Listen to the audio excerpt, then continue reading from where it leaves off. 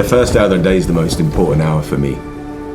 It's the chance we get to actually assess, to have a look at everything around us, and also sort of see what's your day going to entail because of what happened the day before. That's something that's quite important to us.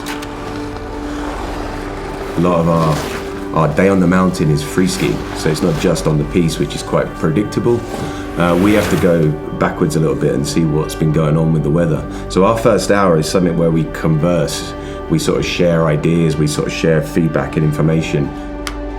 The other thing I always do in the first hour is check my bag, so it sounds silly, but things like spare pair of ski clubs, spare pair of goggles if a client gets, falls over and gets fogged up, it's very difficult to just get going again.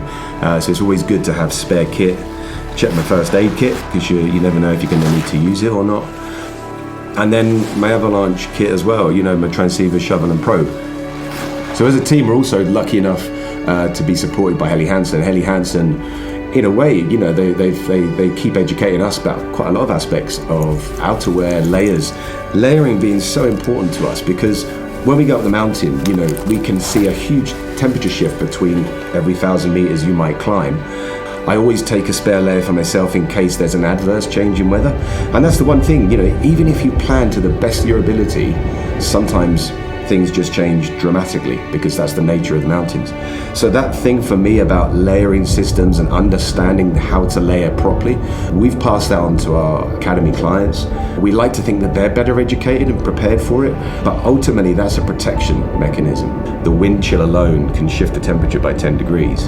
So in the morning, I'll be spending a bit of time on my laptop looking at Meteor Swiss on the phone and really seeing what's going on and where. So it's a really key important part of planning your day in your first hour, making sure you're layered correctly and you've got a backup layer as well. And if I'm really lucky, and what I always try and do in my first hour of the day is, if I've done my planning right, I get that little moment to meet the team. So the team will all meet together at the bottom of the mountain before we go off and ski. Teams full of great ideas, teams full of great knowledge about what was skied yesterday as well.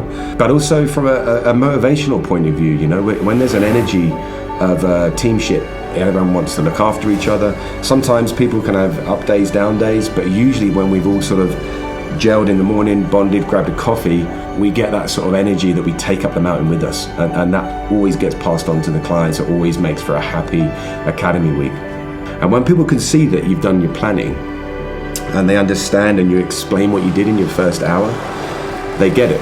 So then they can also switch on themselves. So you can actually end up by saying, look, in my first hour, what we did is the reason it went well today, even though you guys are different levels, you all got to ski something that was a challenge. But when people are told that, the great goal of the first hour of the day is to actually get everyone thinking about the first hour of the day. And if you can do that, you can quite often change a lot of the outcome of how the day goes with people.